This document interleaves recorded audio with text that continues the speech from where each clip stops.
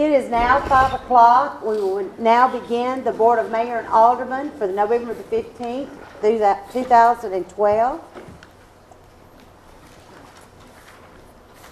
Our meeting will be Tuesday, and Bruce, I think that's what I was going to ask you. What time will we have the swearing in? That's going to be at 6 o'clock. 6 o'clock.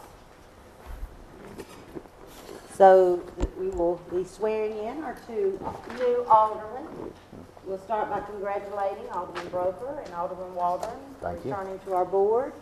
And please let everyone know that wishes to attend. We will have that ceremony beginning at 6 o'clock, and then have a short reception afterward and begin immediately into our regular meeting. This time, Alderman Green will be having our prayer, and our pledge will be by you, Alderman Broker. Everyone, please review your minutes from last meeting, so we'll be ready to approve those. We'll begin with old business, and we'll start with number 4, and that will be motion to approve the paving of streets in Pinnacle Point Phase 1.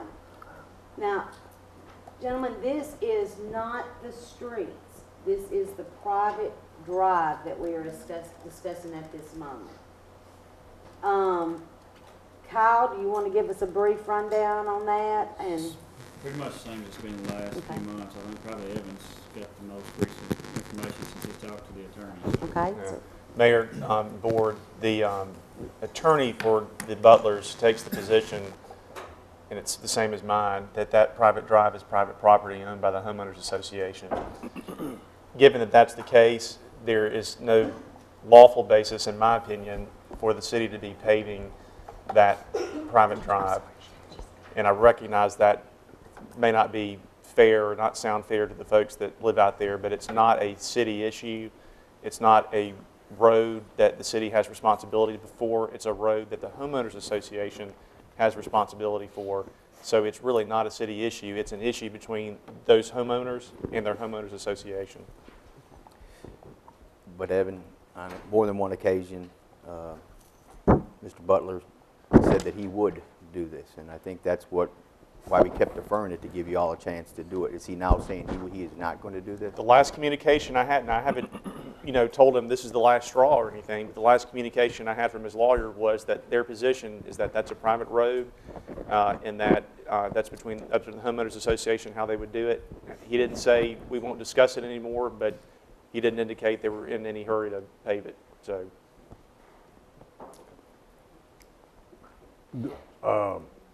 Yes, sir. The private drive, is it anything the city can do legally? Alderman Waldron, not really, no, sir. And I hate to use this example, but it really is sort of like this. It would be no different than someone asking to have their driveway paved by the city. And I realize that's not a great example, but if it's private property, it's private property, and legally we can't spend public money to make an improvement on private property like that. Now, whether it would be a whole other issue in terms of going forward, whether or not the Planning Commission in the future approves those types of developments or not, that's probably something to think through, whether or not we ought to allow that, because I realize it is confusing to homeowners as to who that road belongs to. So it may be something for the Planning Commission to think about, going forward.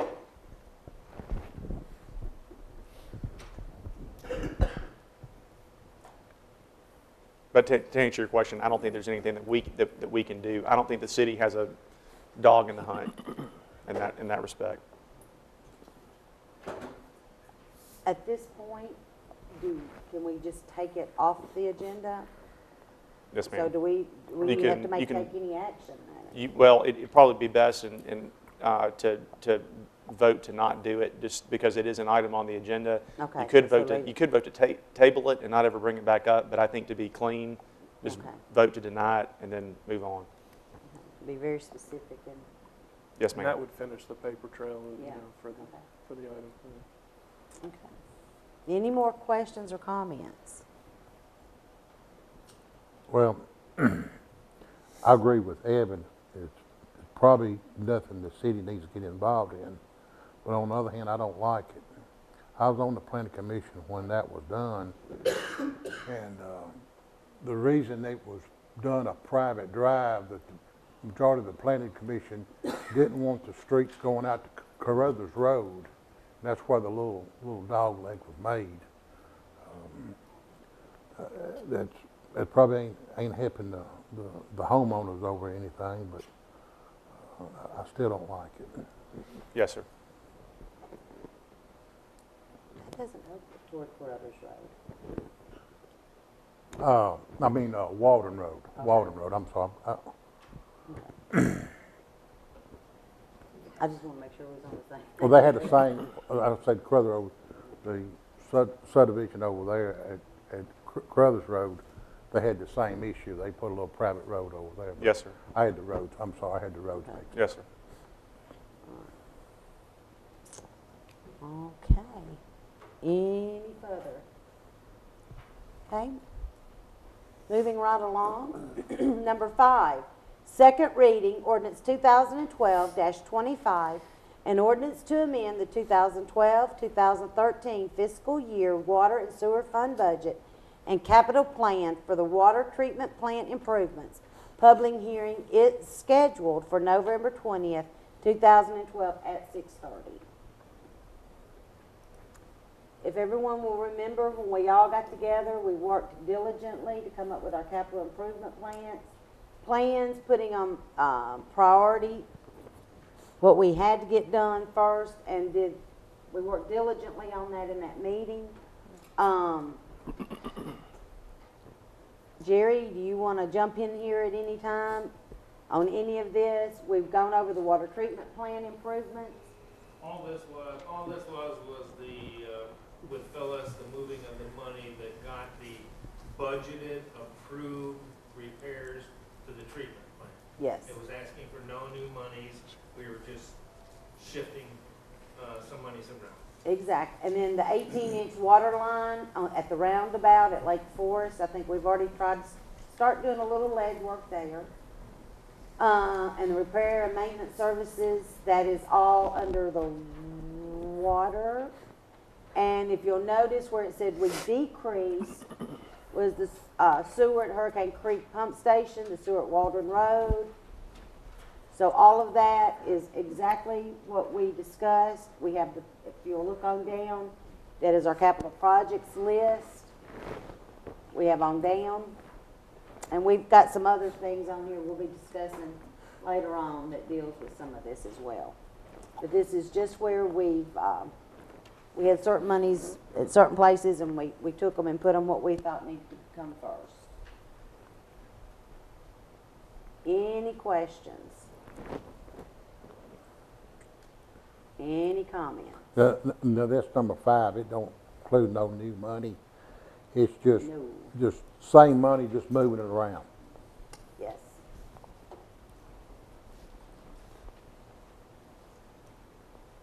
And we've all been in discussion, and we think that our getting that 18-inch there at the roundabout, that little narrow section, is going to be quicker to get it hooked in than we will with the 24-inch going through the core. Where's the money coming from, Taylor? Is it more than one deal? It's all water sewer. All come out of water sewer, but say you're moving money around. This is part of, these items were on the capital item plan, and we're just moving the lines around on there. It's all from the water sewer fund. Okay. Okay, any other questions? Number 6, motion to approve the renewal of the telecommunications service agreement and addendums 1, 2, and 3 with TDS for data and telephone services. DJ, you have that?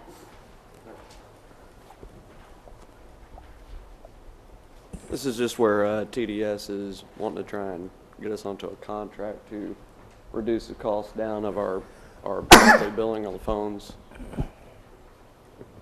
That's the basics of it. Mayor, this was on the agenda, I think it was last meeting. There were some legal issues with some of the language in the contracts. Evan went through and made revisions that he wanted to see, and they came back with some of those changes, but not all of them. It's probably, in my opinion, at this point, about the best we're going to be able to do. Evan, you may want to That's correct. chime in here, but Yeah. So we're comfortable with this contract? Well, it's not perfect, but it's as good as it's going to get with TDS. I'm convinced. And they made the changes that were serious items for me. It's not a contract I would draft, but it's as good as it's going to get. So. and this will lower our cost on data and phone access for our building. So it will help some. Any questions? All right. Number 7, consent agenda items. A is approved bids and city purchases. First being the bid for parking lot, seal coating, and striping. Yes, we took bids for the seal coating striping we started out with just the park, and we did the option of the senior center, civic center. When the price came in, we've got enough money to do all of it for less than what was budgeted for just the park. So we would like to go with Magic Marker and have it all done. The senior center, the civic center, and their parking lots, and Veterans Park, all. Magic Marker. Okay.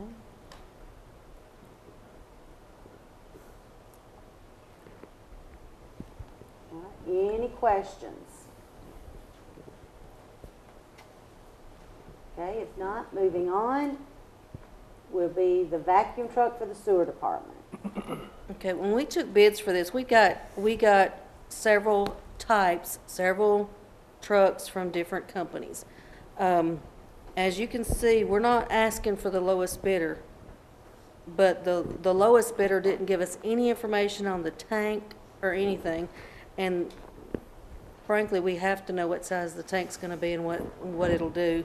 So we're asking that you go with the 2013 Freightliner that's 2150 gallons instead of going with the smaller one, because we know at some point we will be using it. And I would hate to have to come back in a year or so and say, oh, we didn't buy a big enough one then.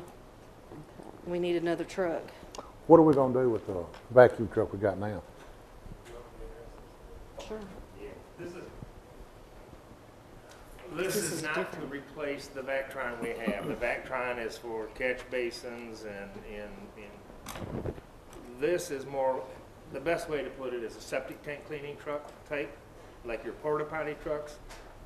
We're going to be able to use this truck to go to the grinder tanks in this town. We're going to set up a maintenance program so that once a year we will take this truck out, we will clean it, pull the pumps, inspect them, test them, wash them down, hopefully cut down on our cost of service calls. Along with that, this truck will be available to us that we can, if we have a lift station go down and we have to transfer or bypass pump, it gives us 2,100 gallons. Right now we've got 300 gallons. It gives us that much more capacity to use. So it's going to be used multi-times. And that's why we were going with the bigger one. Thank you.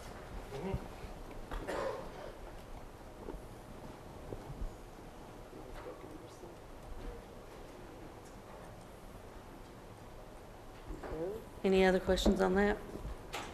And then we have the message board with sign with the planter that will be built out here in front of City Hall. The lowest bidder was Ace Signs out of Arkansas. Kathy will be working with them to get exact specs down of what it's going to look like. The size is decided, but exact model of what it's going to look like and everything it's going to say in the message board where it will work properly. This will get information out to people at very short notice. Something happens, you can change it remotely from inside. Will it display time and temperature? Yes. It'll show you that it's freezing, Dennis. All right.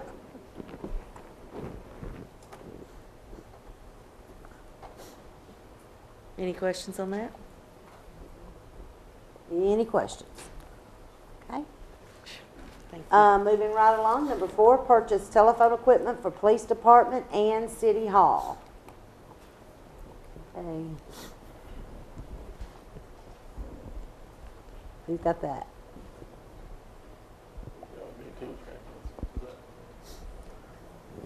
Magic Apple?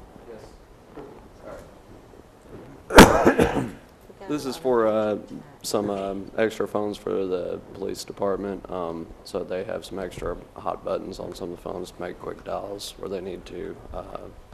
Also for parking calls, conferencing, some features that they need that weren't originally planned out, but that it was something that they realized that we needed to add in there. So, and we have the capability to do it. We just have to buy the phones to do it. So. Is this, where's the money coming out of? Is it coming out of police? Probably just IT funds, the small IT. items, yes, sir. Which we would have to buy a reserve of stock phones anyways to keep on hand.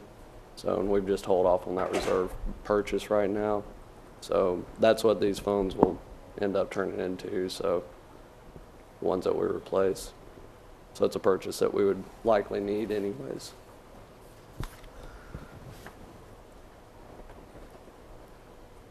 Any questions? Any? Thank you. All right. Approve 20-year easement from the Corps of Engineers for pipeline and drainage ditch located along Hollandale Road near Bill Stewart. Mayor, if you'll remember, a month or two ago, we came before you at a workshop just to kind of explain that the original easement had expired, and the Corps of Engineers was asking if we wanted to renew it, and so we basically went back and told them yes, so this is the paperwork to do that. It's just to renew that easement for another 20-year term. Okay. Any questions?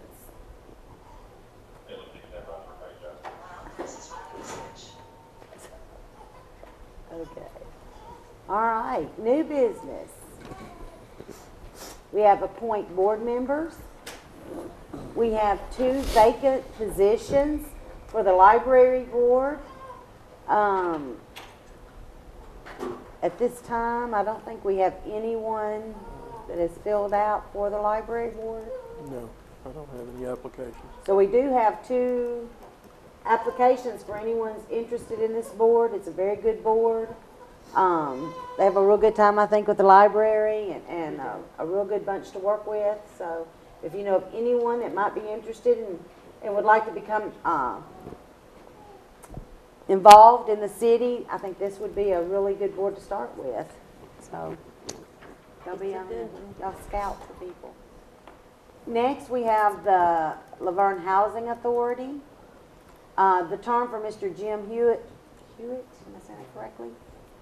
Will expire, and we're going to see if he's interested in remaining on that. And we'll start advertising this on Channel 3 Okay. as well, but this will not be on the agenda for Tuesday night. It's just information. Okay, very good.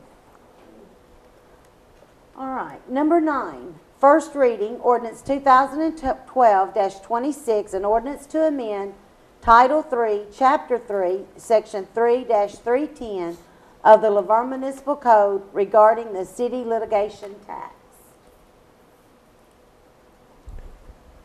This is something that the auditors have been talking to Phyllis about, as far as originally the language in this section earmarked the funds for paying for the communications lease, the equipment lease, and also the fees that we have to pay Metro for the use of that radio system. The auditors are suggesting that we basically take that out because of the extra accounting and everything that has to be done for that.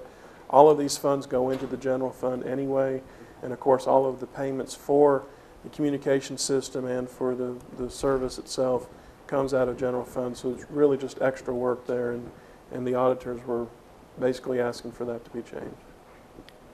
We earmarked the money for litigation tax to cover those lease agreements, but it's not even enough money to cover them, so it's kind of like, you know, it's unnecessary for us to track it.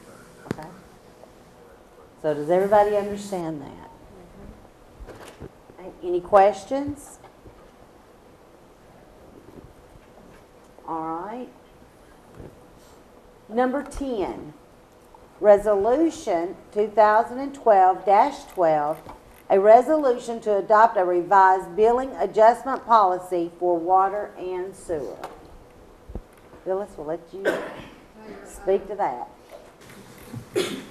We've had some situations recently questioning our adjustment policy, and Bruce and I got together because we didn't feel like we have a very strong adjustment policy, and we wanted to specifically target some areas that needed some clarification.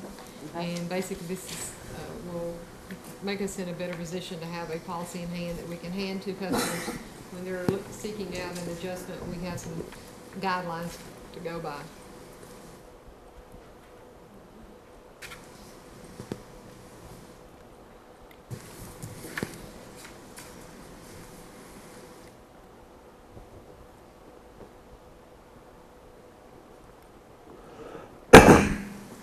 Was there anything you just spelled out, anything that was different?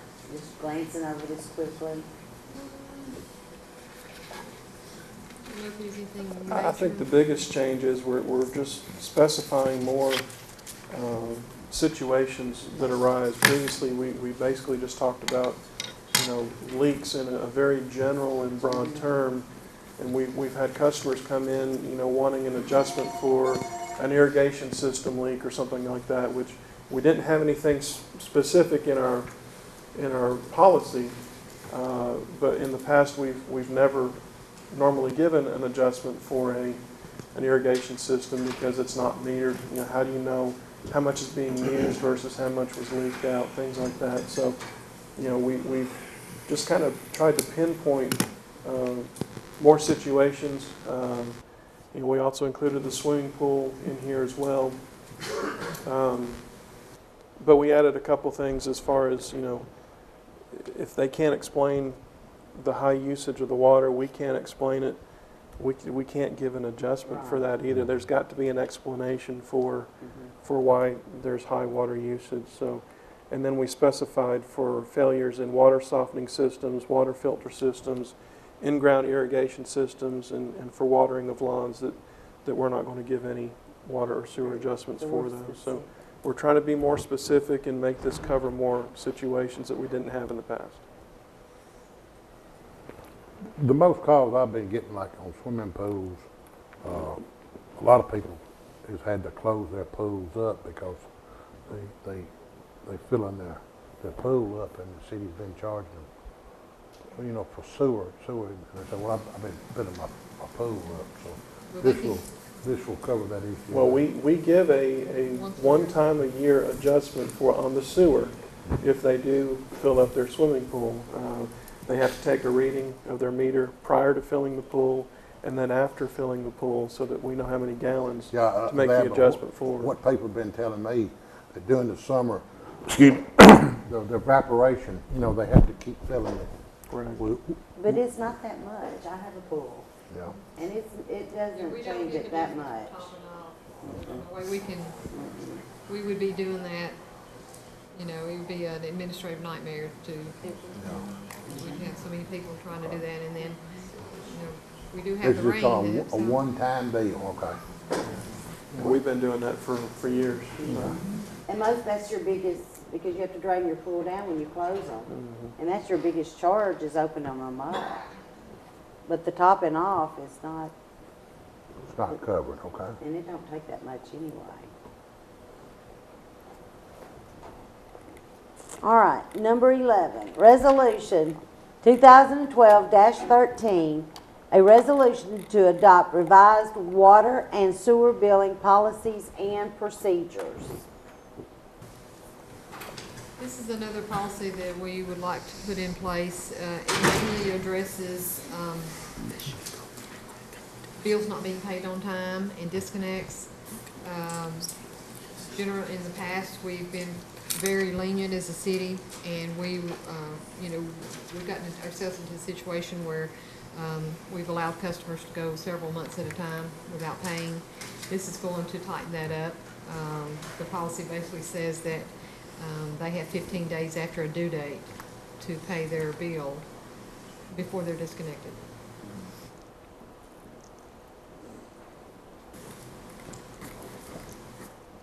And what we'll do with this is we will advertise this, probably give about 3 months' notice before this goes into effect, because we want to advertise it, we want to put it on the bills, we want to get people the time to get caught up, because there are so many that allow themselves to get 2 months behind or 3 months behind before they're concerned about paying their bill. And I don't think any other utility allows you to do that.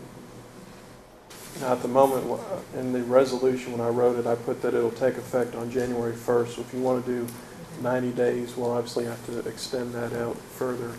Sorry, I should have told you that. But another thing in this one, it says we're only given 15 days from the due date, but there is a section in here where they can come in and arrange some sort of payment arrangement. If they can't pay it in one shot, they can work with our folks and set up some sort of payment plan to ensure that they can pay their bills. So.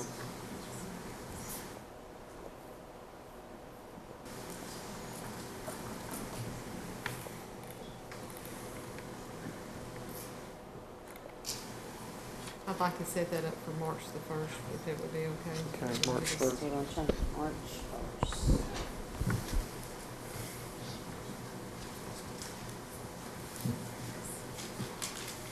We'll start handing out some documentation to put some notices in our, windows and start educating and informing. Because now, some of them are usually, by the time they come up, it's 3 months. And in that amount of time, they could run up a very large bill, and then And we've had- if we've they had- leave we're town, having that. we're stuck with it. Yeah.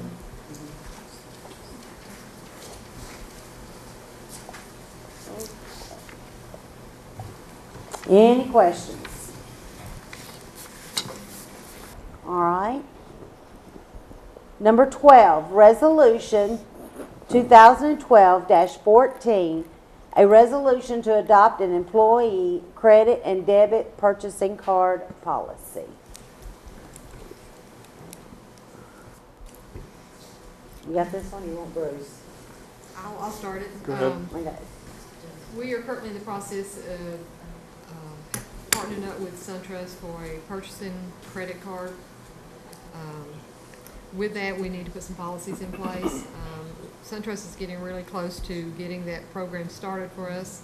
I know they've ordered cards, so the next thing will be training and issuance of cards. But this is a policy to protect the city in the case of, abuse by an employee. There's some forms that this employee will have to sign. There's a missing receipt document here that, so if for some reason they were to miss a receipt or lose a receipt, they can sign off on it that it was an actual charge. It's just basically to protect the city.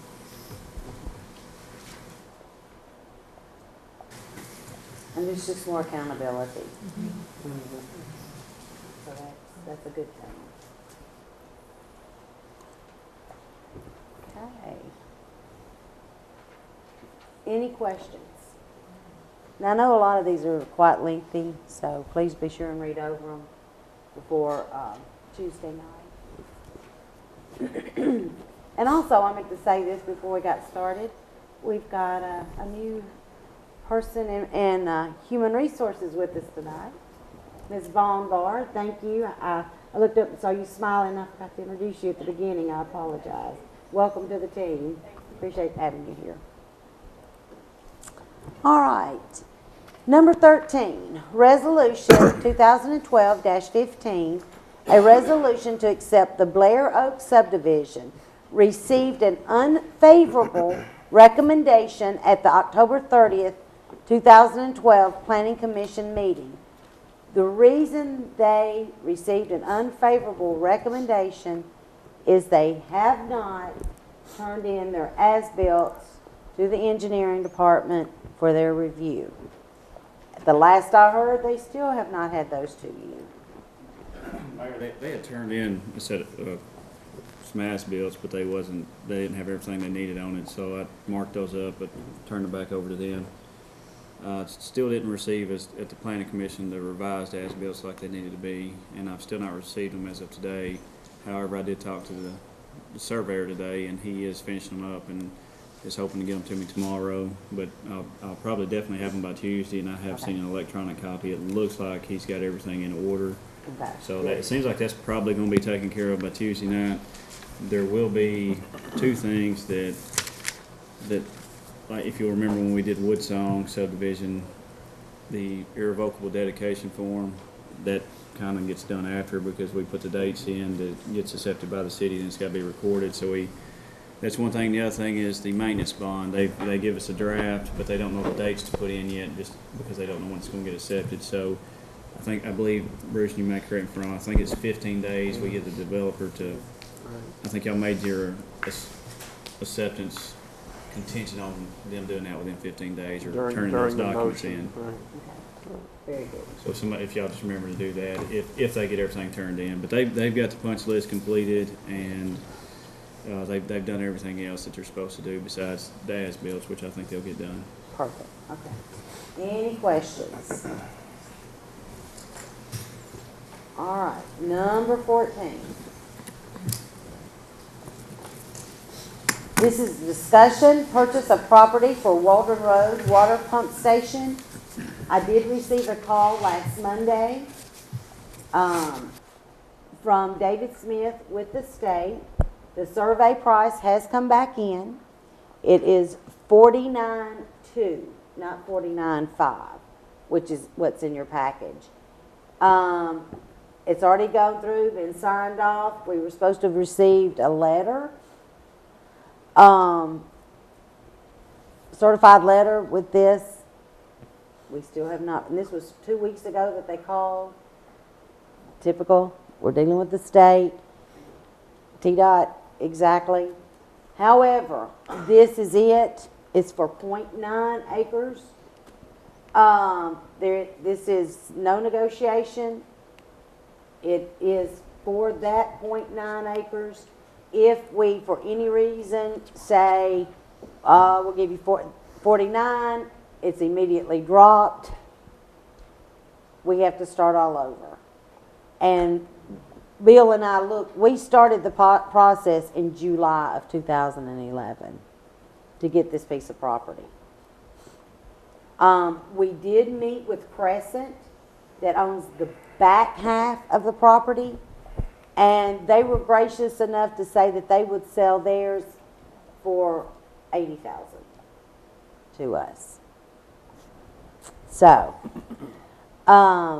we've discussed, we've looked over on the buildable property across the road. So if they're asking that for property that really has no building, we don't know what the other landowners would do. We've already rented the pump 4 times, and that's not counting the manpower and the overtime, pumping water, trying to get these tanks in.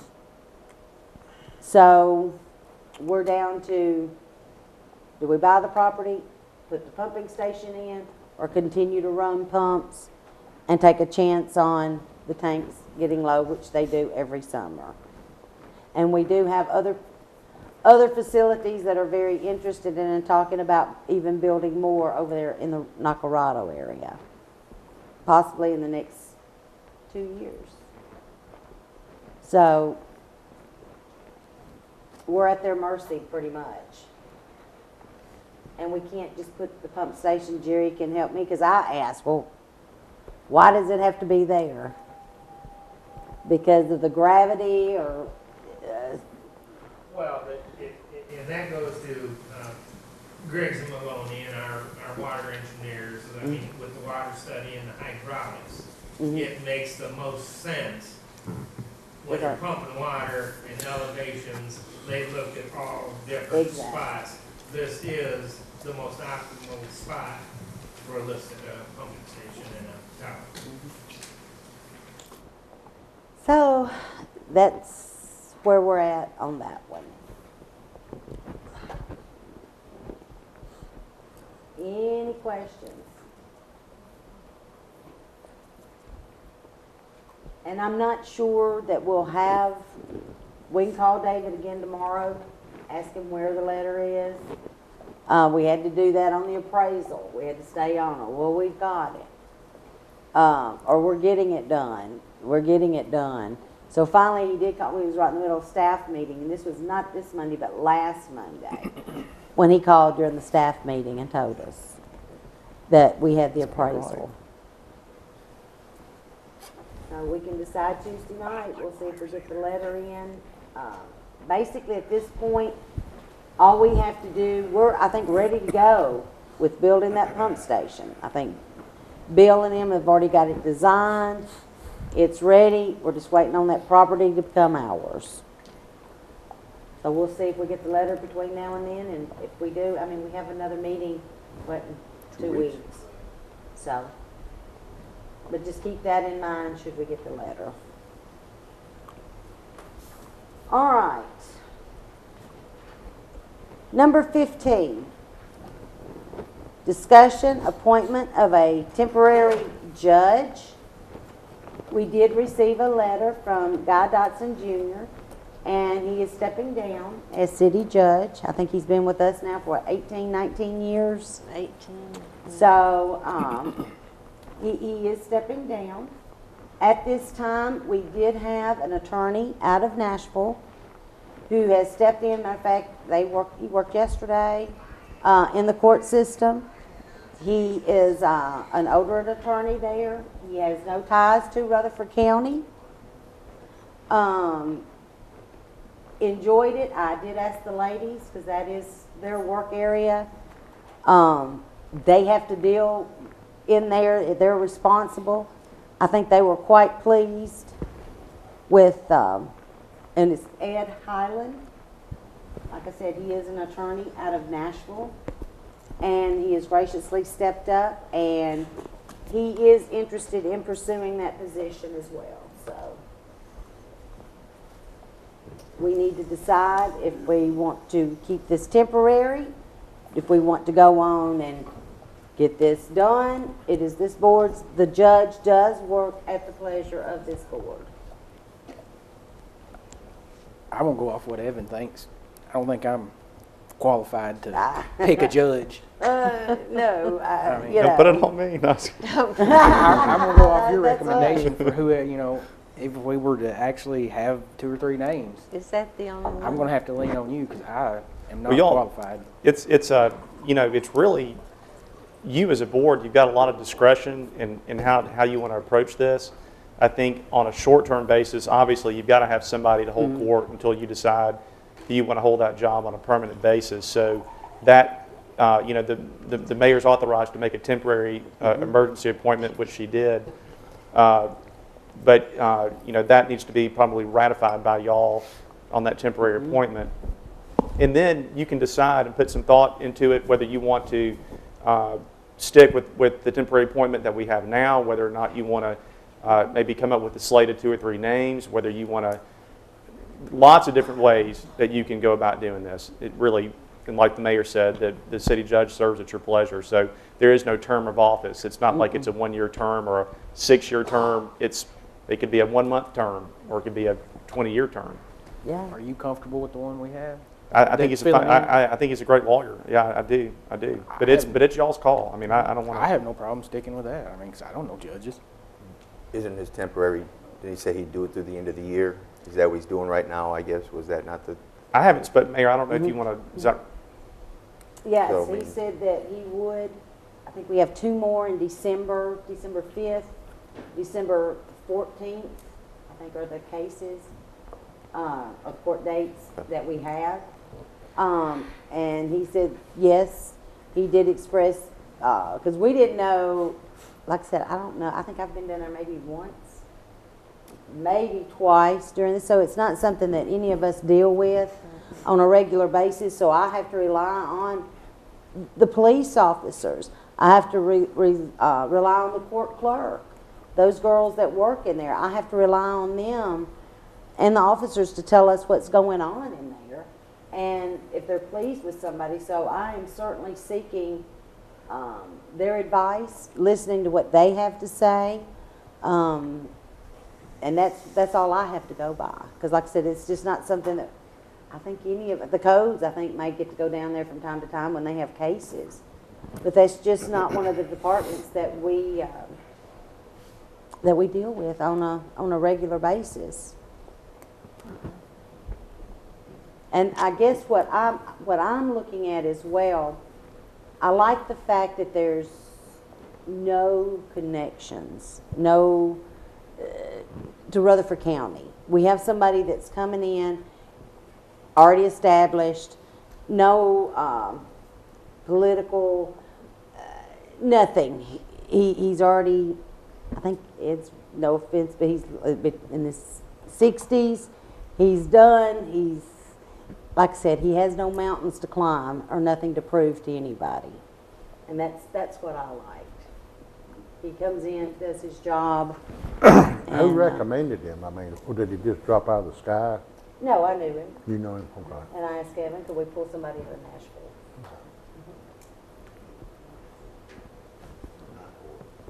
That, yes. So you've dealt with him as well. Yeah. He has done some night court judging in Nashville. So he is familiar with being a judge. I don't plan on having to be in front of him, so. I know. But anyway, we've got Tuesday to decide.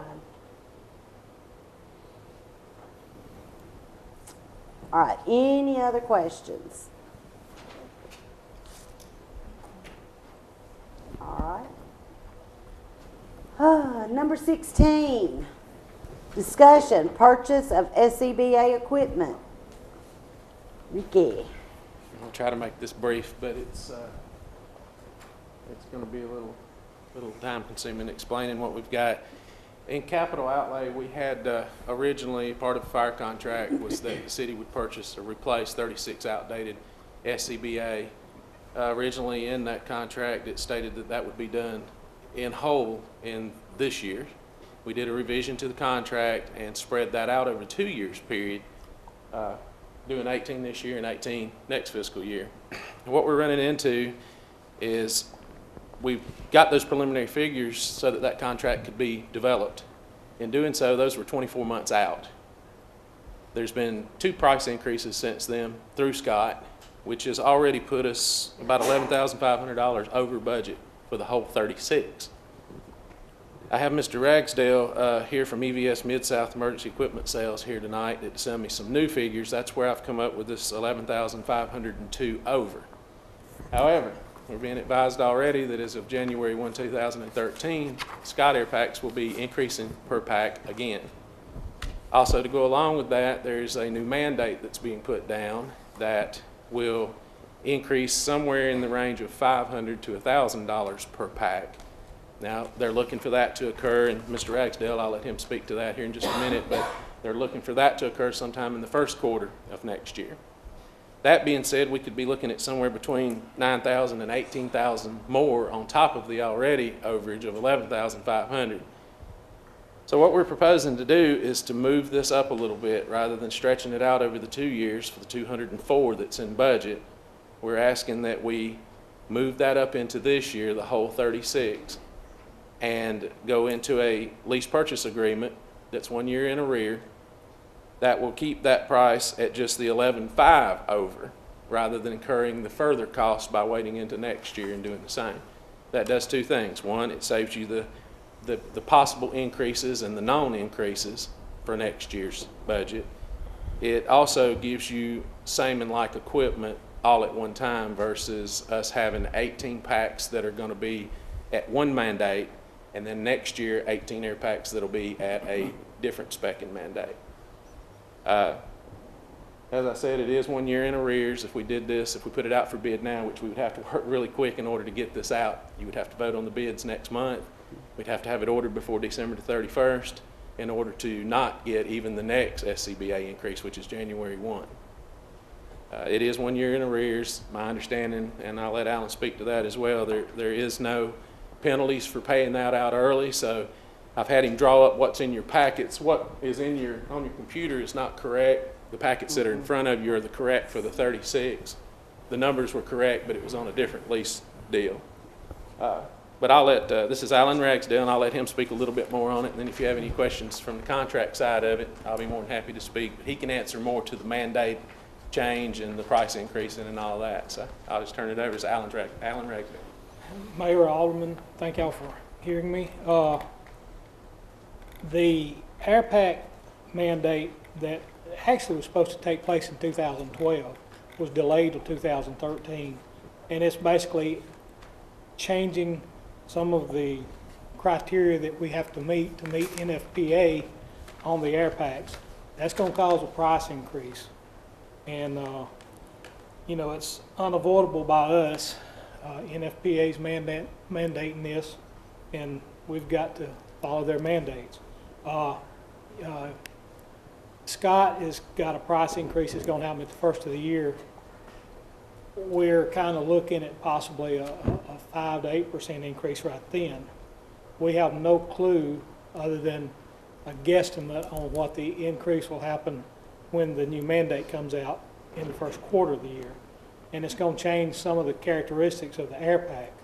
So like Ricky said, it's going to change to where you'll have 2 different types of packs. Basically, if you buy some now and buy some next year or the year after, you're going to have some character differences in those packs. For instance, the bottle.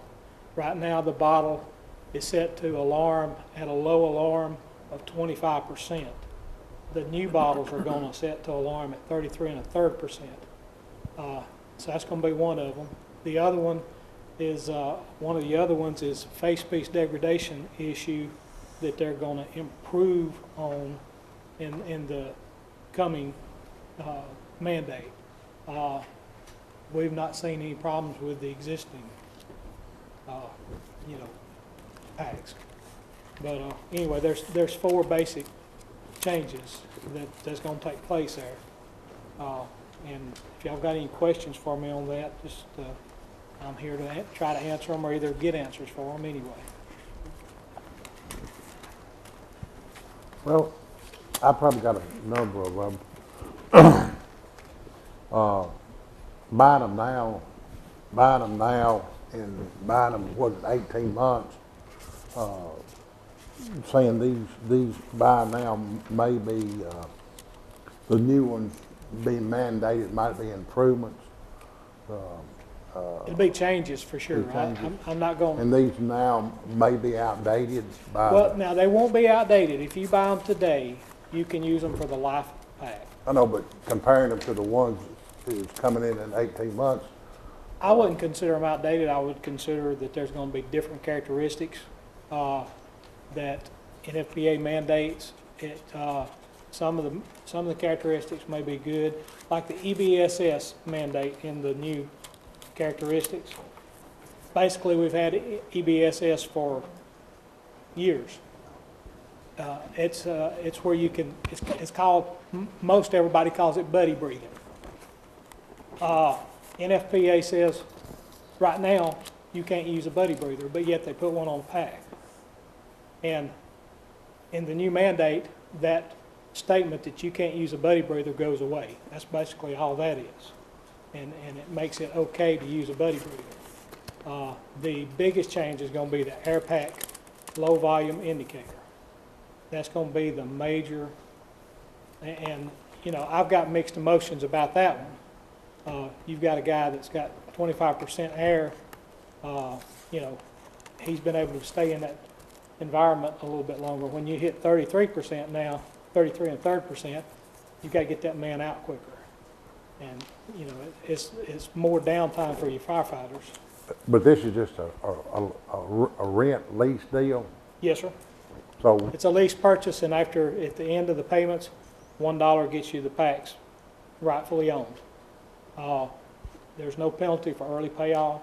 And so, you know, you can pay it off whenever you want to and not be penalized. So we just, basically just renting them? Yes, sir. It's a lease purchase. I don't know if you would actually call it rental. And Blake House over at Community Leasing would be one to, So what I'm saying, if we lease them, then these new ones come out, we can always switch over to them. No, sir. it's a lease purchase. Lease purchase, Yes, okay. sir. So the items that we would receive shipment on are our property. They're ours. Right. Okay, okay. We budgeted this amount over the next 2 years anyway, by at least purchasing. All we're really doing is pushing that purchase date to next year, and we're keeping everything standard, not having two different types of. Right. But we are going to get hit with that $11,000 difference. Yes, sir, which we would have to work into next year. Mm-hmm.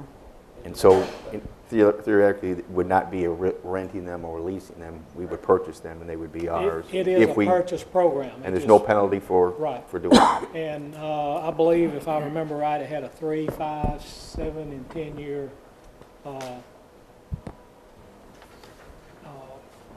gauge there that you could look at to see how much you'd pay over those periods if you wanted to, say, lease it for 3 years or 5 years or 7 years or whatever, which, you know, if you pay it off early, you don't have to worry about those winks of time. You said something about having 2 or 3 different types. 2 or 3 different types. You said we get these now, we won't have to get 2 or 3 different types. We won't have 2 different. You won't have 2 different types. If you buy 18 this year, and then you wait till next mandate and buy 18 more, there are going to be character differences between the 2 sets of air packs that is going to cause some confusion amongst the firefighters. You could feasibly have 2 teams in on the fire. By what we're saying is, if we have 18 now under this mandate, the current standard, we wait and buy 18 next year under the new. Obviously, one of the biggest things is probably going to be the low air.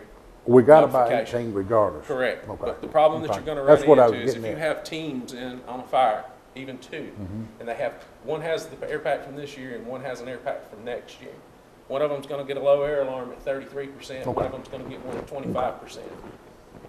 There's not a department in this country that when you get a low air, I know that you're y'all told to turn mentioned around. about 2 different types, and I'm just really, Yes, but 18 this year and 18 next, but you get them all at one time. They would all be the same, yes, sir. And they'll be cheaper.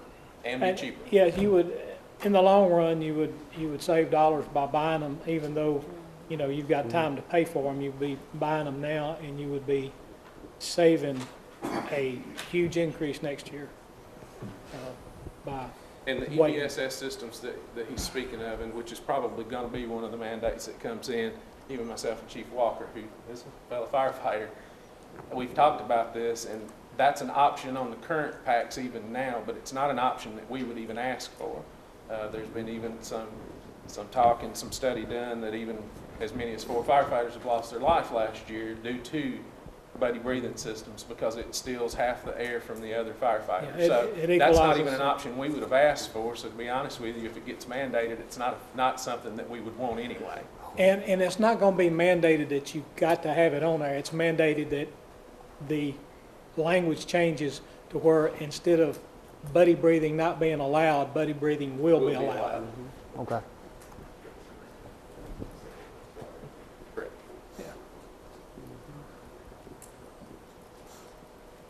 Now, and this is a Phyllis question. We have so much put back this year to purchase, the 18 already. Can we not, like, pay that toward those? I'm sure you can. There is a down payment. And that's what I'm saying, go and pay for that, then when the next comes around, take next year's and just pay. We You can could- do that, no, You could go to the leasing company, Community Leasing, and say, yeah. I want to pay this much down. You know, they've got like a $22,000 down requirement. Down on it. Yeah, I saw that, that's why I was asking. But if you wanted to pay 100, 104, whatever it was, you could pay that, and of course, that'll make your lease payments less. That'd make the final payment, you know, That's, Less. I think that's what we had discussed doing. I'm fine with leasing it. I don't want to go over 3 years. Because I don't, 2 years, there's new board up here. I don't want to leave them with That's why I said. something to we pay knew- for over the Right. next And 5. as Alderman So, Broker said, all you're basically doing is pushing this out. There's nothing that says we have to do the 3, 4, Yeah, 5 I mean- years. And Exactly, obviously, and we- none I of us don't wanna even do want that. to do that. I'm good with 3 Right. and We're do just like she's trying saying, to- just make the money and The if it's biggest left factor and in it's doing it this 11,000. way is getting all your packs the same. And possibly saving $25,000. Yeah. I've been doing this type of work for 20 years, and I've seen nothing but increases in air pack pricing, so it's definitely happening. These 36 were in the fire contract, right? Yes, sir. Yes, sir. Yep. And they're going to be owned by us, so. Yes. This Yeah, will the city will This be will be owning city it. property, and I'll just add into this, Chief Walker will speak with me. The air packs that are on the fire apparatus, true, they're there 90% of the time for the fire service, but we use those as well for water and sewer for confined space. We use them for SWAT, for methamphetamine lab entry. So that was one of the reasons too why this was not actually put into just the money put in as an annual thing for the fire contract. We pull this out as a purchase by the city. It also saves the city between $10,000 and $15,000 in taxes that we would have had to have paid on. And they're the property of the cities. And Mayor, just so I understand what you're saying, are you talking about purchasing as a down payment the 18 with the money we have now? Because my understanding, if we push it till next, if we did the lease purchase, the first payment wouldn't be due till probably next budget year Probably. anyway. Yes, sir. Yes, sir. My only concern is that that money's earmarked this year goes to that, and that we don't use it for other things and have to pay the whole. That's where I'm going with But it. it's the 36, get to 36 of them right now. Yes. Put that money for the 18. Just Yes. Make the 100. Because like I said, like Tom said, if you don't use it, it's going to get But spent on that's something why I else. said what I said. We've already got the money earmarked for the 18, go on and pay that down, and so when the next one comes, we owe for basically the next 18 that we were. And as I said, this does have to be put out for bid. Alan's just gracious enough then, as a rep for Scott to come in and give us these new figures so we have something to go on. It does have to be bid. We are going to try to bid it together with financing in the group, so it may not even be the same company. This was just something to give you guys the idea of what we're looking at and trying to do. Doesn't necessarily mean that it will be Alan and his company that gets the bid or the financing. We want it to be. You understand that? We just had to have somewhere to go, and Yeah, Alan was gracious I'm enough. more than happy to and do out that. of the county, this area, so we used him to get us these pricing and stuff. But he's a Scott rep, so the numbers are what they are. Just a question, our December meeting is 2 weeks away, and if you have to put it out to bid, we'd have to put it out to bid fairly quickly, right? Okay. It has to be out for 10 days before I can even. Right, so, You're gonna be pushing it. The specs are ready. Everything's ready, it'll just be getting it out and getting it done. So this needs to be on the agenda for Tuesday night, then, right? I mean, one way or the other. Yes. Yeah, it would Not have to just be, discussion, it needs we'd to have be. to know what direction, 18, 36, Well- finance, don't finance. The other option is we just bid it out both ways. We bid out 18 and then we bid out 36, you know, and then when it comes up for vote at the next meeting, the board can approve whichever option they want to once they see the numbers for both ways. That way we can go ahead and advertise it tomorrow, you know, to put it out there for bid. That would save us a little time there. We just do it in different options, two different bids essentially is what we're talking about. Any more questions? No, I mean, it's something we gotta do. It's in the contract that we didn't, Yeah, we don't have a choice. that I didn't vote for. I mean, that we're gonna be in breach of a contract. Yeah. Number 17, discussion, disposal of surplus communications equipment. That one's gonna be me too. Thought I had my notes wrote down here somewhere, but I don't have them right here before me. What we've got is obviously we've switched over to an 800 megahertz radio system a couple of years back. And what we've run into now is we have all this old, outdated equipment, and we have to do something with it. I have a whole bay at the fire hall filled with this equipment right now, getting the serial numbers and the models and the makes off of it.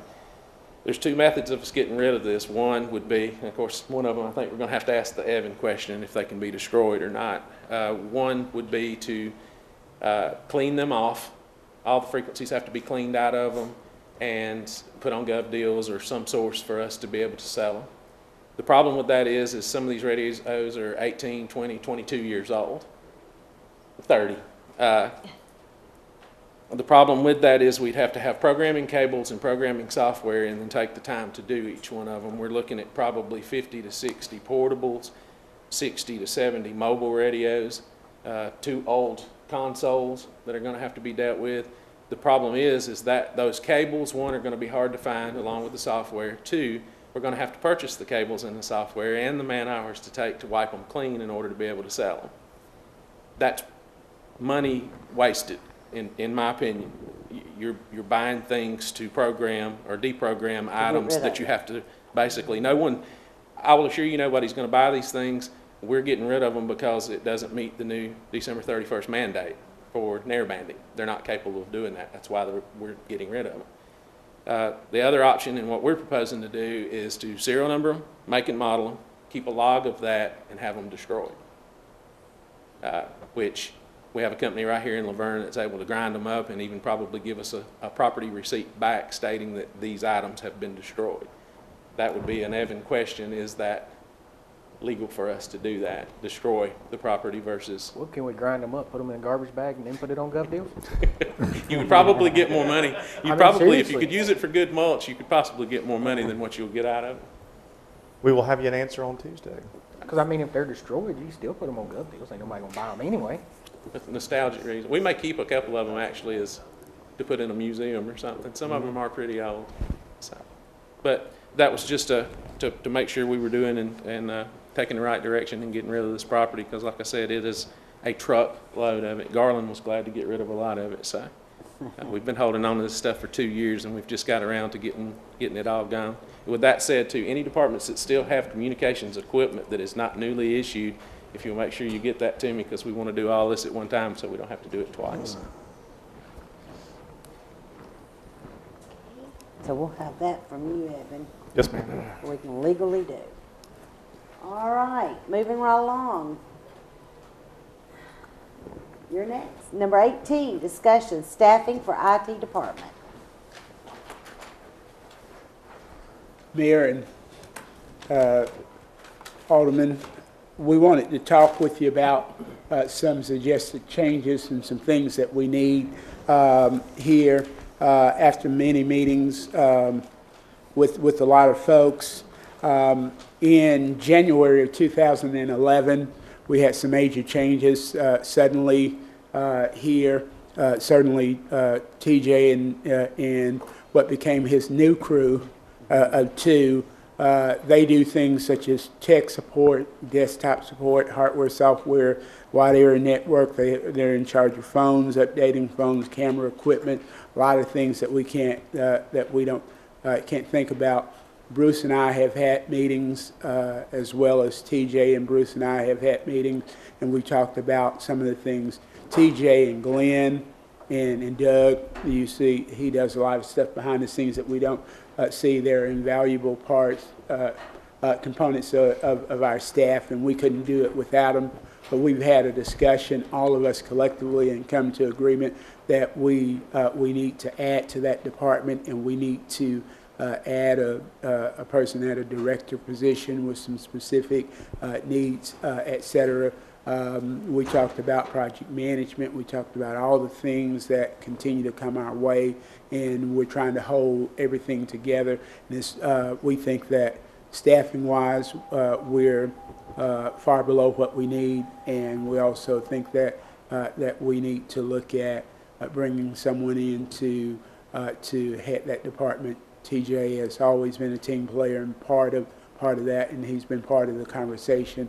And we're asking this board to consider to allow us to add to this department and make some adjustments so that we can stay on top of things as much as we can and have the right direction, not only for things that are going on now, but developing a road map, IT road map, and where we're going down the road, looking at things that this person could come in and help us with savings and synergies from things that we do. So we really are asking that you consider this proposal to do that.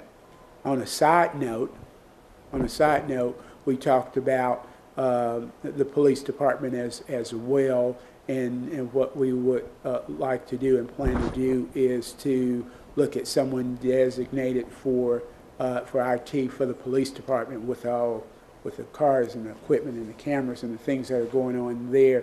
It's just we've just been under budget and as far as manpower, and anybody, nobody could have gotten that done. So what we talked about doing is taking the resources of one of the current positions, not fill that position, that was a lieutenant position if I remember that correctly, and allocating those sources so that we have a designated person in the IT department.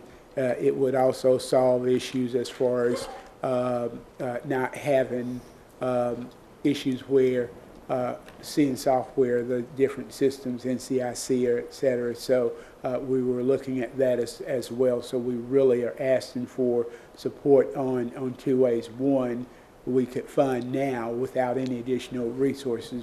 We just wouldn't fill a position. And then the addition to the IT department as a whole. We need them both. We need them both. On the how are we on our funding for that position? I know they had 4 and went to 2. They had 4 positions and went to 2, you know. I don't recall it being in the budget. Okay. It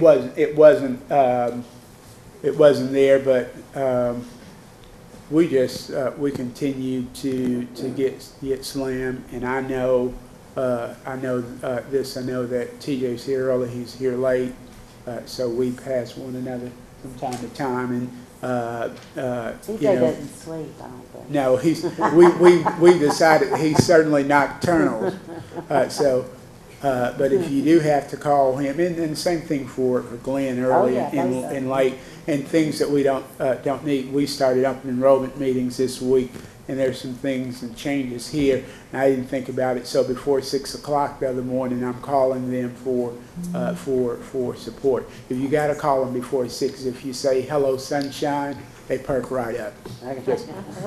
One of the ways we had discussed funding the new position in IT, they have several dollars available for the purchasing of more computers and other projects where there's money that won't get spent this year, basically. They have, I don't know how many computers sitting over there now that they still need to get out and about in the system. So the likelihood of them buying a lot of computers before the end of this fiscal year is slim to nil. So we're talking about using those extra monies there that won't be spent this year to fund the salary for the IT director. Well, we use the one-time purchase for the equipment, for personnel, that'd be a revolving every year a deal. We would need the budget. We would have to put it in the budget for next year, correct? But we think it's a critical position, and we talked about it. We talked about different ways of getting it done. We're comfortable reallocating resources in PD, so that's even though that's a much needed addition. Also, we just not replacing things there, and I know that it's asking for us to adjust now and then to look at down the road, but it'll be a critical issue. Technology alone, I can tell you just on the NeoGov that you guys supported us with has greatly reduced hours just in application process. We can deal with more application and deal with all of them more effectively with a lot less hours. So I just can't help but believe what we're missing, just trying to piece some things together. And we've seen some of the frustration And some of the as things we've gotten well. behind on just because we didn't have the manpower to get it done. And I mean, everybody working at 100 mile an hour, and there just wasn't enough bodies. They're to they're being reactive. They're not able to be proactive and get the Exactly. projects done that we need to get done. But they can't even be reactive sometimes. Yeah, True. exactly. It takes That's true. days or longer to They get don't to have things that enough need to be manpower. done. That's right. And it's gonna increase as we continue going with the camera systems, with issues we have in the back room, that deal with communications, which is a problem. And you have a copy of an email I sent this evening, which involves IT. With everything that the PD's got, the old Arconic software, that's an issue. TJ has spent sometimes days trying to talk to somebody and spinning his wheels and on hold just to get something done there that TBI is fixing to spank us again on because of something they haven't done. And then with CAD RMS down the road, somebody's going to have to be there full-time, dedicated to being involved in that process with the project team to ensure that we get what we need in the manner we need it. And it's built right to begin with so that down the road, folks don't have to pay down the road for the sins of the past because we didn't do what we're supposed to, like we're doing now. So basically, this new personnel will be basically police department. No. There's Two two positions. different things. Current funded position in PD used for an IT person totally dedicated to do all the PD system stuff, and there when the camera goes down or communications goes down, etc. Those kinds of things going on there, plus somebody to take up the slack across the street because it's still going to be more than they can handle. Okay.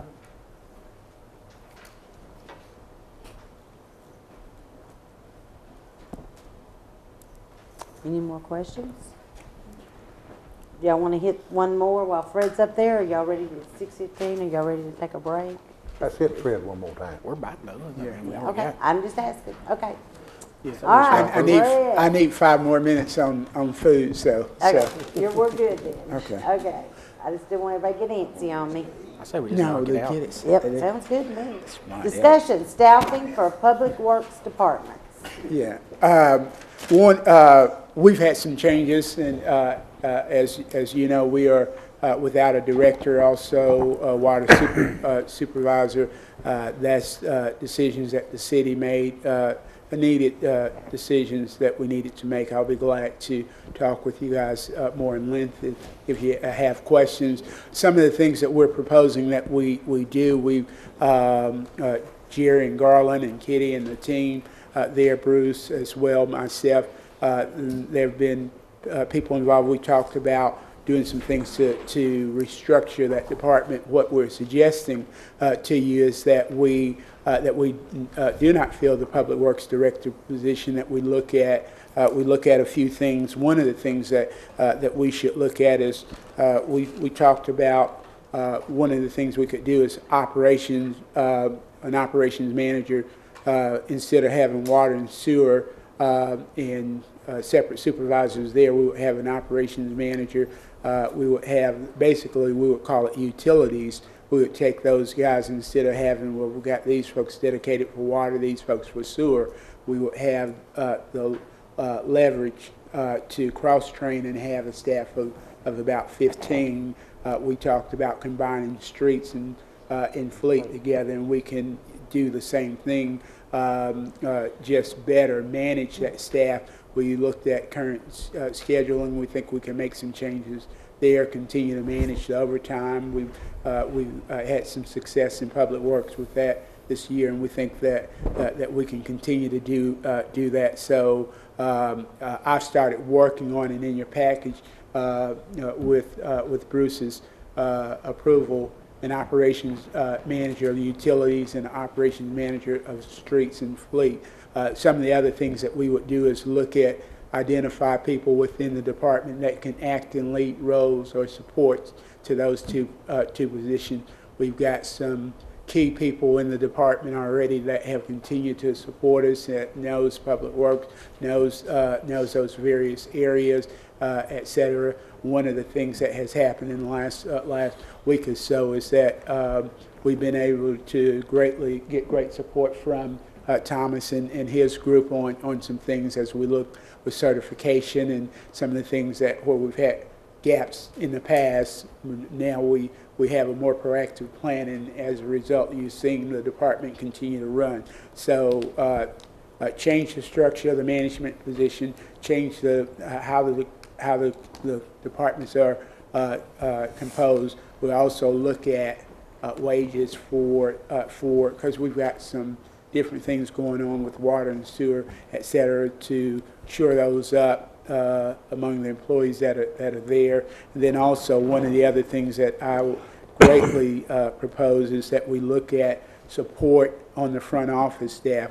Kitty does a lot with work orders and sending those out and reconciling those, and I've seen personally the result of when we get behind on that and those work orders are not taken care of because of the demands on customers coming in, the phone, front windows, some things there. So one of the things that I would suggest also, and we believe that we can do on a part-time basis, much like we've done with Parks and Recreation, is to bring in a part-time admin person to work with the team there. We could do all of that without exceeding the dollars that we would have from the Public Works Director, not feeling that we could do that and run the department better, more efficiently, and more cost effectively, and with less wage dollars.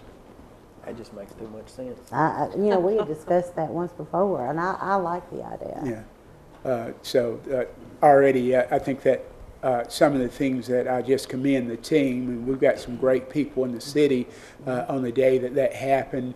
I know that Jerry and Garland and those guys waited for me to come and say, okay, this is what's going on, and Bruce was here as well. But we hit the ground running the next morning as if nothing has happened. So that's just a continued credit to the team here, both up there and as well as the support here. Questions? Comments? This year, I promise that I will not make any challenges to Alderman Broker, at least for this meeting. Thank you. Thank you. Number 20, the y'all dreaded letter. Discussion, Metro Sewer rate increase effective December 1st, 2012. I'll let you handle this one. We received this letter, I believe it was on the 9th of November, from Metro. Basically, their rates are going up, which they always do. It looks like it's a 5.8% increase. The old rate was $1.32 for regular flow, and the new rate is $1.40. For any flow that exceeds the maximum rate allowed in our contract, it's going from $1.65 to $1.75, and this is per CCF, so cubic, whatever. So that's the new rate. It's going up by 5.8%. There's not a thing we can do about it. Let's explain this CCF.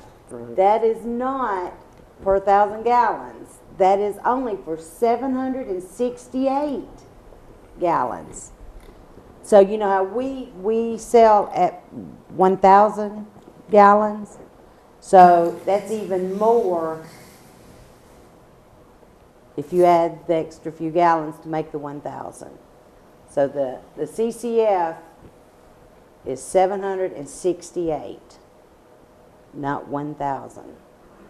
So that needs to be said. And this increase goes into effect on December 1st.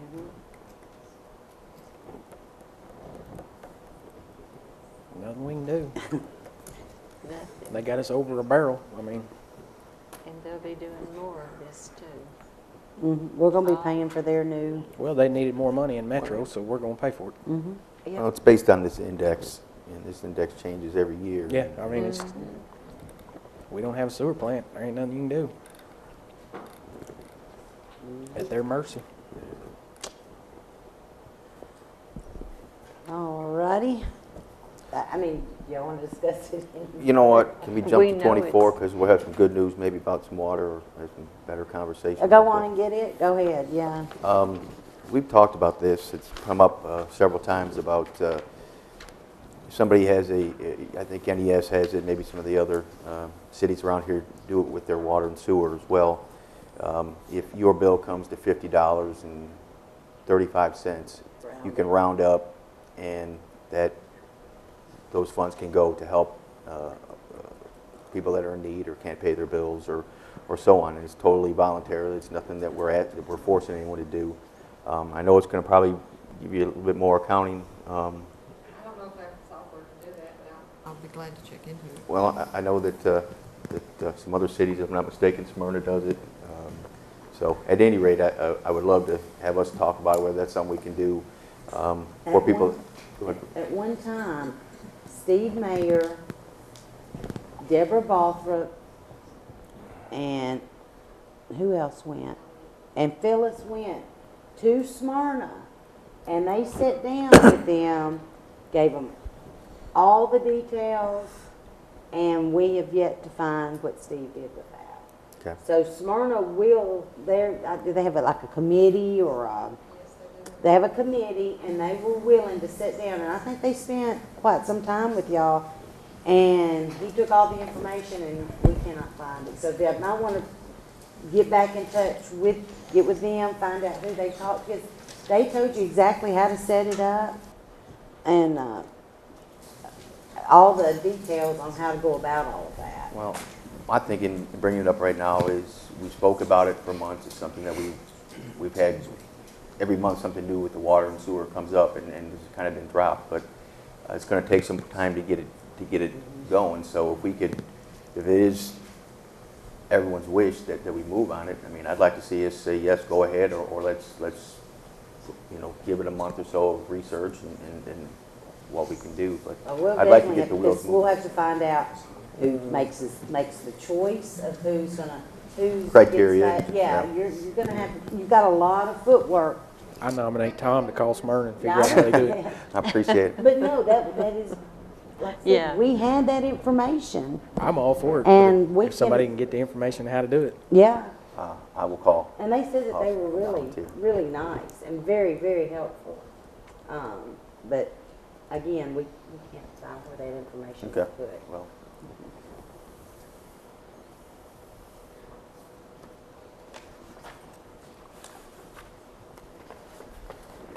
All right.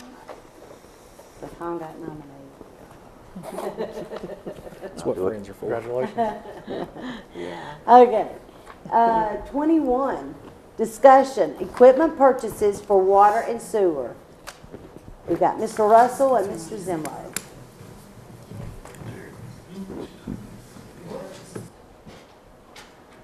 That is on a backhoe that had been already appropriated in this budget. And I think Greg and him had talked about buying a dump truck, different things with it, and we want it to go back to the backhoe. Okay, so it is in there? It's in the budget for this year. Okay. If you'll remember, a month or two ago, the previous public works director came and he wanted to make these changes in the capital plan from what was there to, what, 3 new items. It was a skid steer, a service truck, and a used dump truck. And we basically just brought this before the board as a discussion item.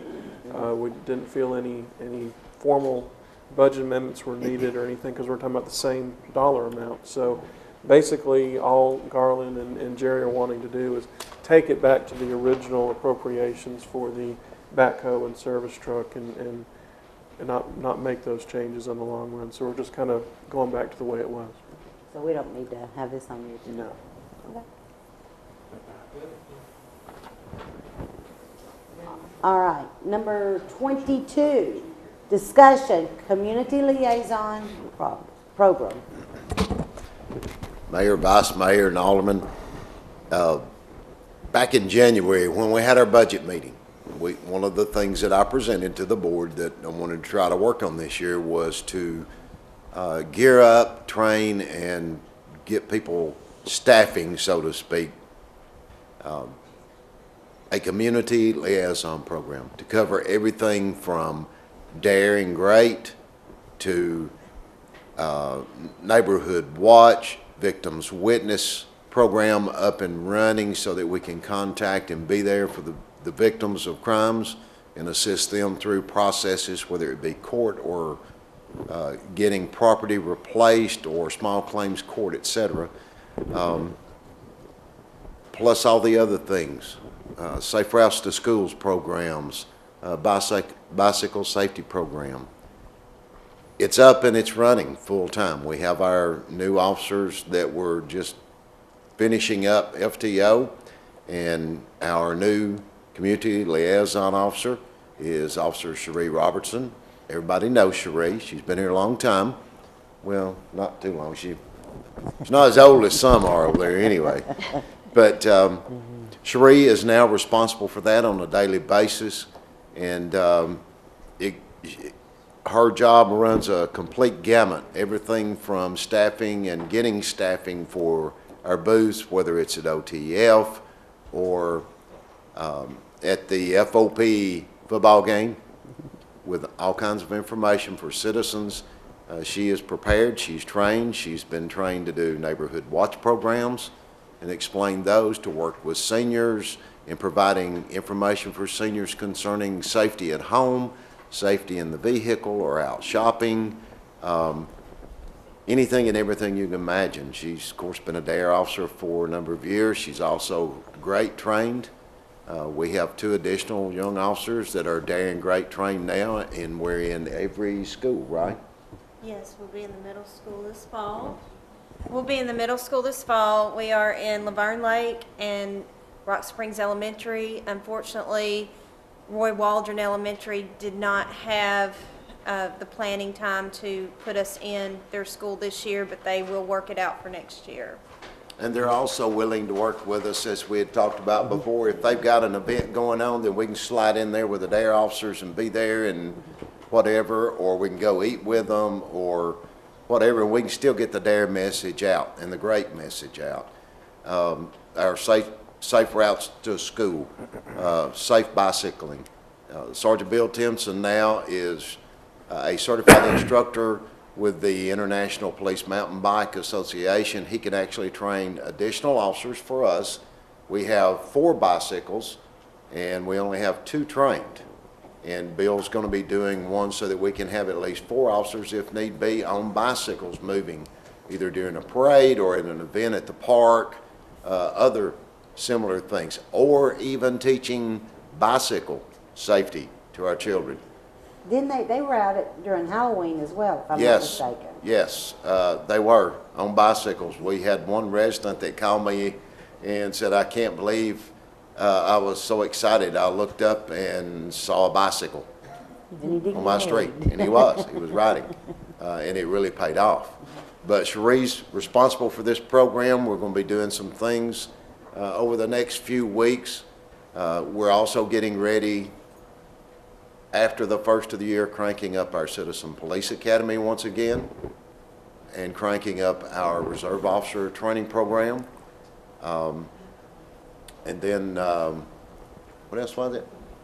There was something else you've been working on. Well, I've been working on the neighborhood watch, trying to get that established. Also, the senior citizens. We want to make a good relationship with the senior citizens, because I would like to start a watch group for the seniors, because they're off during the day. They're retired, and they can be the eyes and ears when we can't be there. We can't be everywhere at once. And plus, that gets them involved. And our seniors, they love to be involved with us. That's true. And also, there's a volunteer program through the International Associations of Chiefs of Police. It's a volunteer program for citizens to train the officers. It encompasses everything, Citizens Police Academy, working with the children, working with the seniors, just getting the community involved and coming together as a community, because that's how we keep our community safe. Community-oriented policing, it's been talked about for the last few years with that new buzzword stuff, but 35 plus years ago, I can remember a guy by the name of Richard Dawson, who was our colonel when I came on the highway patrol. He told us when we were in the academy, he said, go out there and get involved in your community. Stop by the little country store and have a bologna sandwich with them. Go by and be involved in the PTA. Help with Little League baseball, softball, football. Let the people in the community know who you are. Get involved at church and civic groups. And that's what we're doing today, exactly what was recommended many years ago before it got this big name now. But we're not doing it for community-oriented policing. We're doing it for our community so that they know the police and know that we're real people and we're there as a part of and are there to help.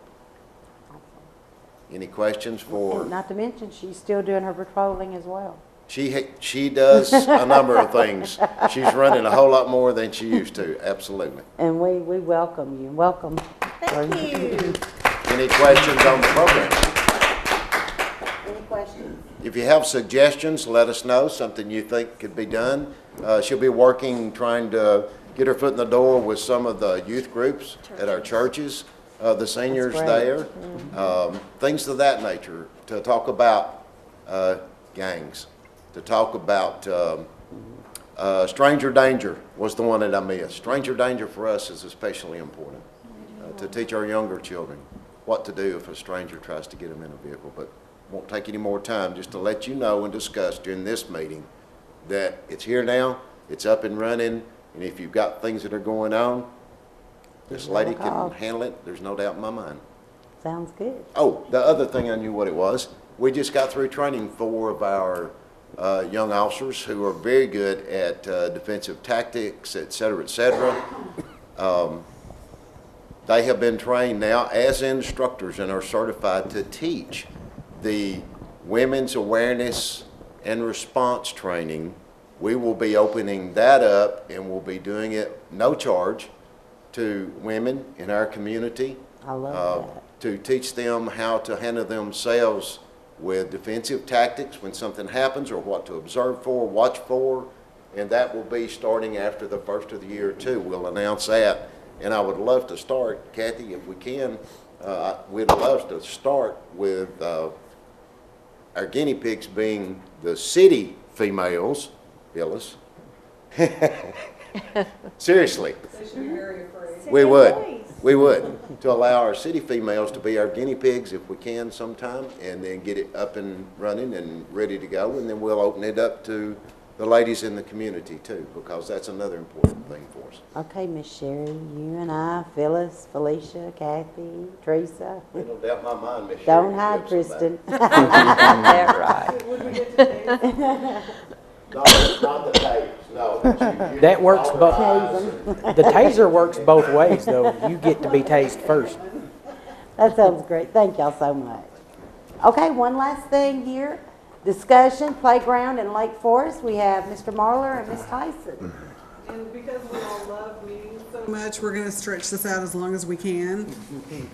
We paid you. You see, you see up on the screen a picture of the open space we have back there behind the police substation. It's right there, also next to Mason Cemetery. A couple of decades ago, the Lake Forest community was promised a park. And at this point in their park, they have one, what is it, Jeff? It's a pavilion. And that's all they have. So we have started talking about the possibility of doing a community build playground back there. The challenge will be with the funding, but after having a conversation with Jeff and Phyllis and Sina, we discovered that you've already got $50 in the capital budget for next year for Lake Forest Park. 50,000. 50, what did I say? 50. She said $50. Sorry, okay. My bad. Okay, thank you. That's why we have Jeff here. That's how budget cuts happen. So if you want to roll up one page there, TJ, with a community build, we'll have a pre-design day. Well, first of all, we'll have to do an RFP. We talked with Felicia about this. The RFP would go out to playground companies like Kaboom, like Leathers and Associates. There are probably at least a dozen community build playground companies around. What we'd want to do is have a pre-design day to talk about what our resources are, and that's one of the things we'll be asking Parks and Rec on Monday, and then bringing it back to you to get the okay to go forward with this. And that is to start fundraising efforts. We want to start raising money however we can, build like a fundme.com account, put together a team, a fundraising team to approach the Ingrams and the Bridgestones and other major companies, not just in Laverne, but in Rutherford County, develop a budget, talk about, look at our community's resources, and then plan for a design day. Design day is when someone from those teams will come into Laverne, they go into our schools, they sit down with the children, and they say, what do you want in your playground? And the kids will give them ideas over a 2-hour period. The designers then go and work for a couple of hours, and they come back and they will present this design at the evening celebration. This is what we're working toward for this playground. Project management, one of these companies, a community build company, would guide us through the building process and give us the tools on what we would need to do to make sure we have the right committees in place. Construction, they would follow that, but that also goes to our Parks and Rec people who are certified in safe playground equipment. And Jeff, you can maybe say it better than I am. I don't know what the certifications are, but we'd want the playground to be accessible. We'd want it to be safe. We'd want it to be long-lasting, low maintenance. That all comes with it. And if you'll go down one more page, TJ, this is just a sample rendering of what they come up with for us. That's not water, that's just play material. But it would be just a beautiful playground back there. We would like to raise enough money to build a $150,000, not $150,000 playground. A playground like this, if you hire a company out, would probably cost closer to $250,000. That's why you go community build, because we would need a team of probably about 200 volunteers to come in for anywhere from 3 to 6 days to do the build, with Parks and Rec leadership, with the designers from those companies to do it. On the next page, you'll see the kind of committees we would need to put together. We'd have to have 2 general coordinators. We need a committee for special needs, fundraising, public relations, volunteer committee, people to come up with the tools, what kind of materials we'd need. And again, this would be in partnership with one of the community build companies, food, child care, art and design for the actual build day. And then you'll see on the right what the project manager would bring to the table. And then if you'll go on down, here's a picture of a couple of playgrounds. These are fully accessible for people with all abilities. And then keep going on down. Visibility is something that we felt would be very important, and I think that Chief Walker would probably agree. We would want, when we ask them for the design, because it's kind of back there behind the police station, we don't want hidey spaces for people to hide in and do whatever they do in hidey places. We would want a lot of visibility in the design. That's a technical term. Yeah. In their hidey places.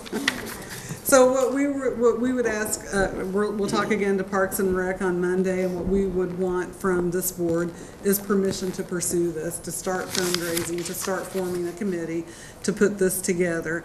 In the long term, I think that, Jeff, in the capital budget, you all had another $150,000 targeted. 3 years done. 3 years toward this.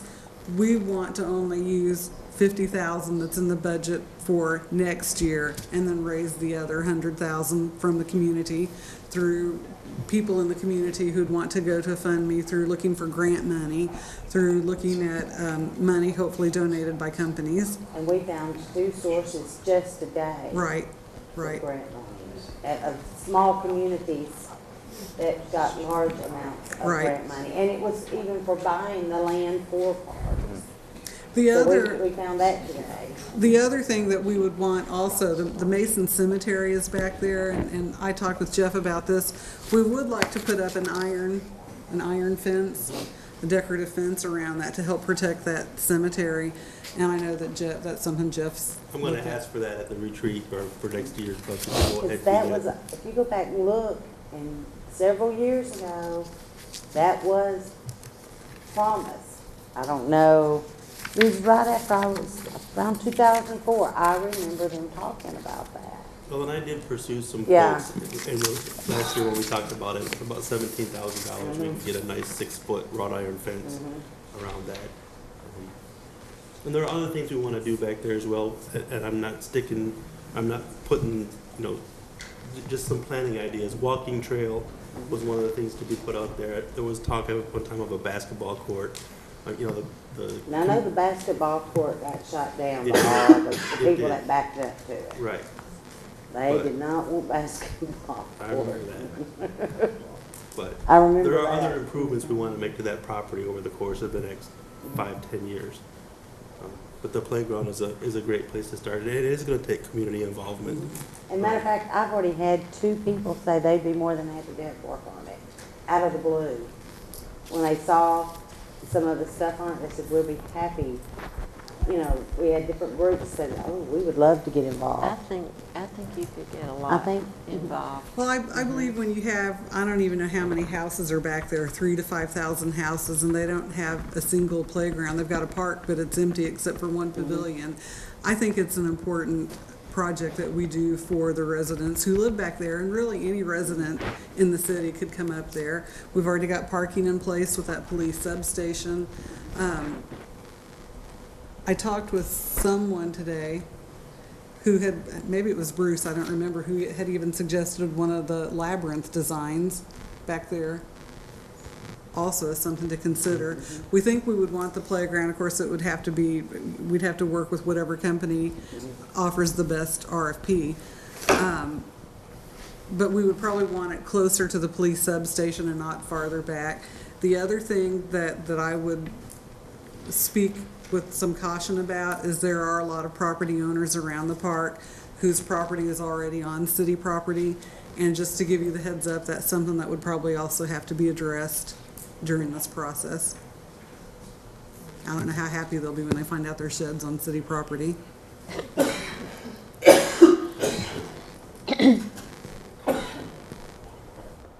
Any questions? And like I said, this is just permission to pursue to see what they can come up with. This is not spending any money right now whatsoever. This is on a, what do I want to call it? Not a mission, but a investigation, and trying to see what all y'all could pull together. To maybe get started also with a community meeting to see what kind of volunteers. Exactly. See if Start we're gonna forming have that committees, get it started. Well, and a reasonable timeline would probably be a year to raise money. Yep. Maybe start the pre-construction and construction phase is, FY 2014 and 15. Exactly.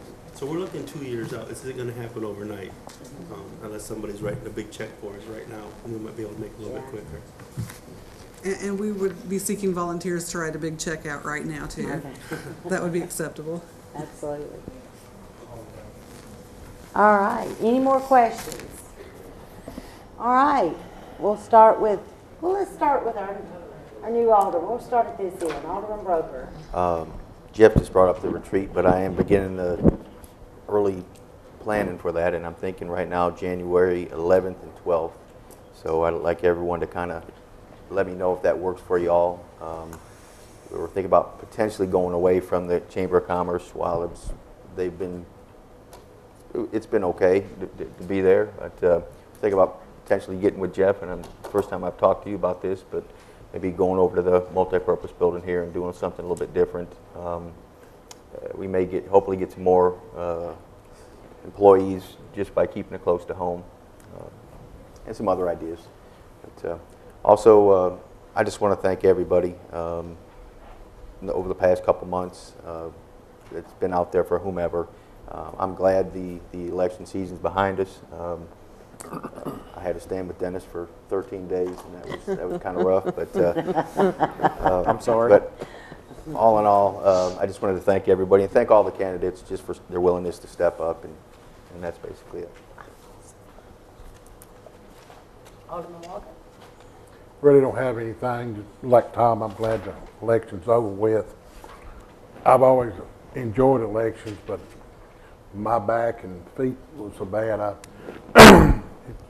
I had to pray a lot for 13 days to get through it, but glad it's through it and ready to move on. Vice Mayor? Well, it's Christmas time. People are starting to put up their trees, so everybody check your batteries and your smoke deflectors, Yep, so we don't have any house fires. absolutely. I would like to invite everybody to the Senior Center for your lunch tomorrow. It's $5. You get your spaghetti. Now your dessert would be separate from the $5, but you need to come down and help us out. Us old folks need lots of help. So come on down and have lunch. And what time does it start, Miss Sherry? 11. 11. It's 11 to 2. Uh-huh. So y'all got lunch fixed for you tomorrow. You gotta do That's show right. up. Just show up with the pocket full of money. That's right. Is that it? That's it. Got several things. We want to congratulate the Laverne High School Band for winning first place at the Southeast States Regional Competition. Wow. So we were real excited about that. There were several there. I want to thank all of the ones that showed up: police, fire, rescue. Alderman Broker was there, Garland, and just several showed up, Kathy, and welcomed them home, and it was pretty exciting. And it was kind of last minute. I think they called us at 10 o'clock, said they were coming, and so everybody pulled that together, and I want to thank everybody for getting that done quickly. The kids were excited. Congratulations to Tom and Dennis. Welcome back to our board. Also, we've got something new started. If you're a business owner in Laverne, we have started a Shop Local program with economic development. This is free of charge. If you'll fill this out, put it in. We will be running things under our economic development. We've got a website started. What we're trying to do is to get people to actually focus in on the businesses that we have here. Matter of fact, the businesses, I think we've had 4 that's already filled out. They're sending in little coupons with some discounts on them. We'll be putting those coupons in the water bills. We'll be mailing them out, so that's also free advertisement. We will also be putting them on the website so you can print out their coupons. Again, that's free advertisement.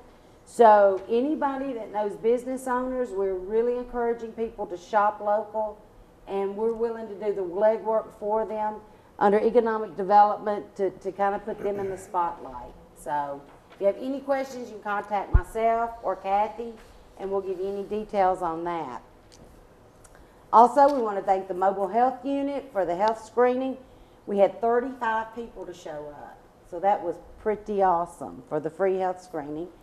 The veteran service was phenomenal. Thanks to everyone, Parks and Rec for setting it up, police, fire, Box 100, rescue, all the employees and the members of this board that were there. It was very, very precious and very heartfelt, and it was very much appreciated.